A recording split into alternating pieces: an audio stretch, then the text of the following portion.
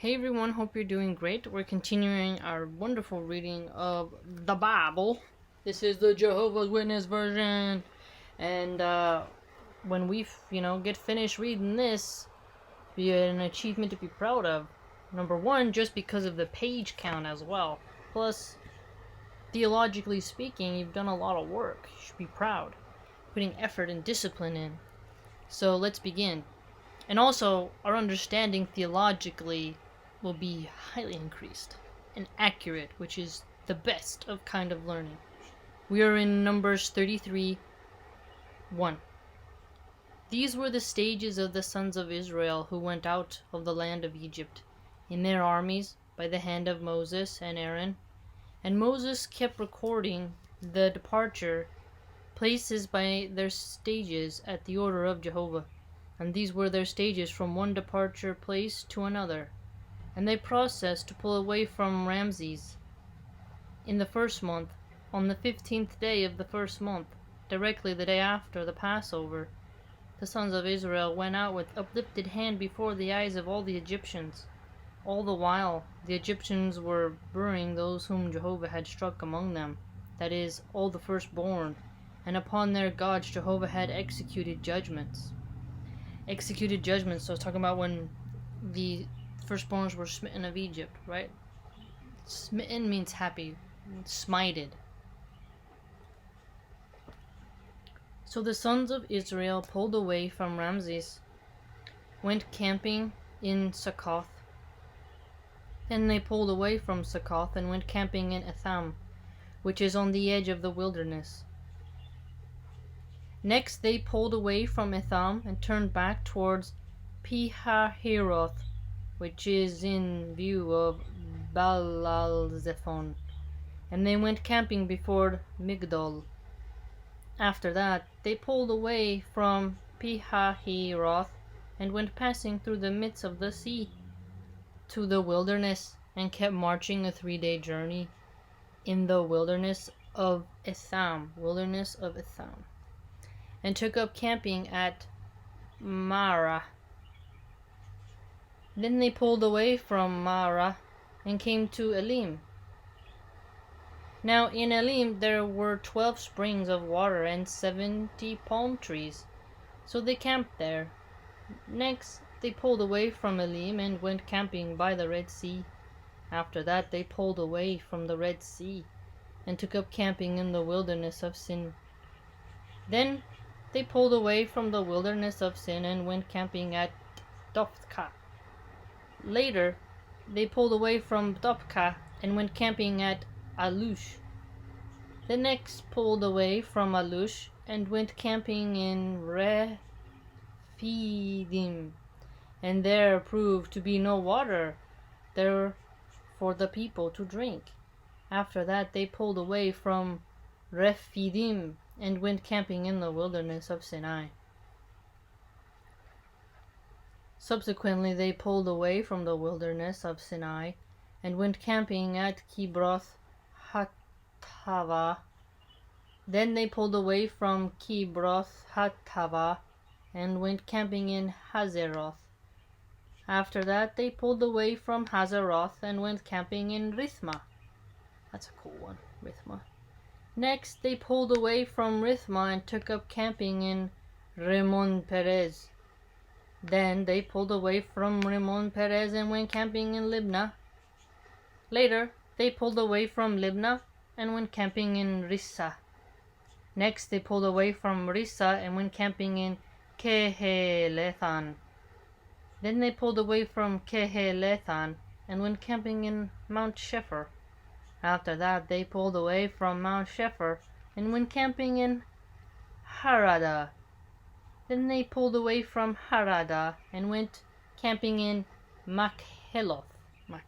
That's a cool one. Next they pulled away from Makheloth and went camping in Tahath. After that they pulled away from Tahath and went camping in Tehra. Then they pulled away from Tehra and went camping in Mithka.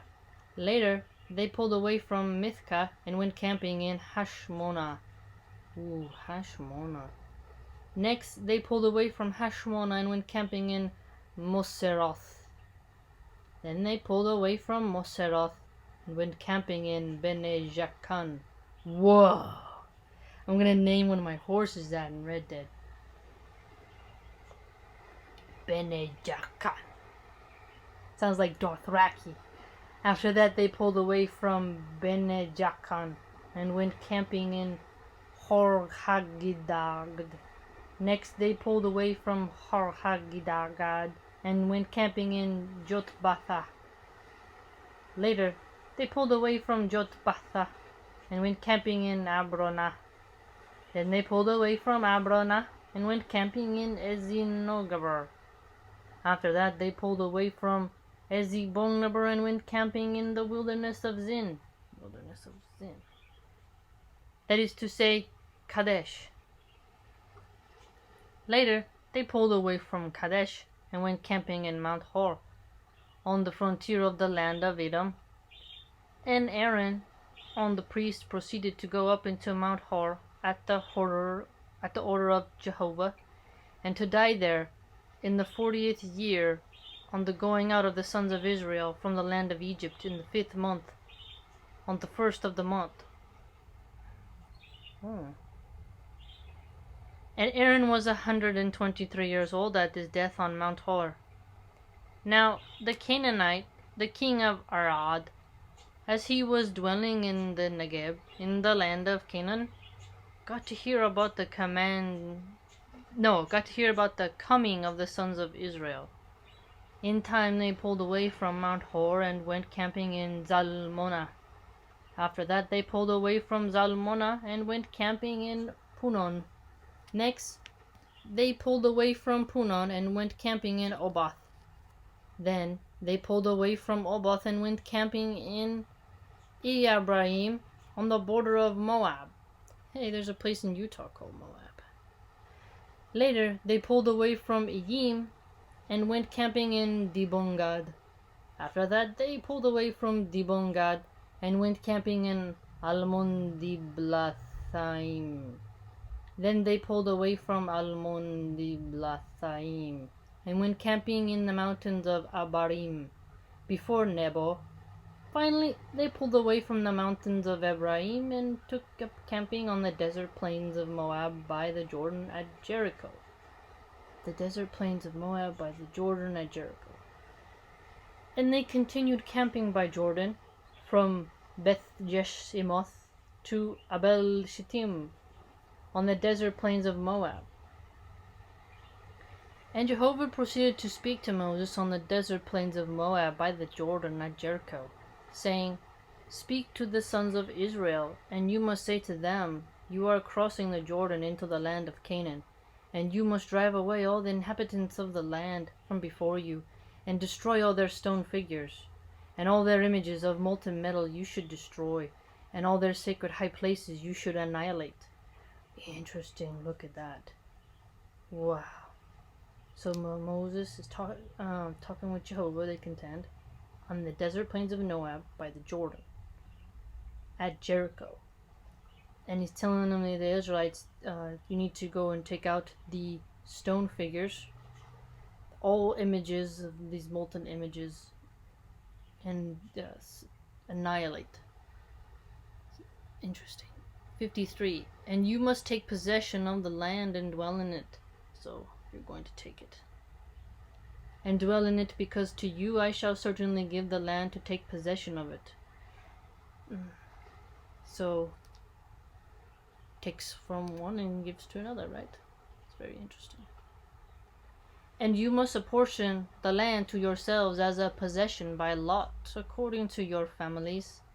To the populous one you should increase his inheritance, and to the sparse one you should reduce his inheritance, to where the lot will come out for him. There it will become his. By the tribes of your fathers you should provide yourselves with landed property. Interesting. Though you will not drive the inhabitants of the land away from before you, then those whom you leave of them will certainly become as pricks in your eyes and as thorns in your sides, and they will indeed harass you on the land which you will be dwelling. And it must occur that just as I have figured doing to them, I shall do to you. So you have to get rid of them, because they're gonna continue to rebel. It appears continue to cause problems within the area. They keep their idols and stuff like that. So their wickedness would still prevail.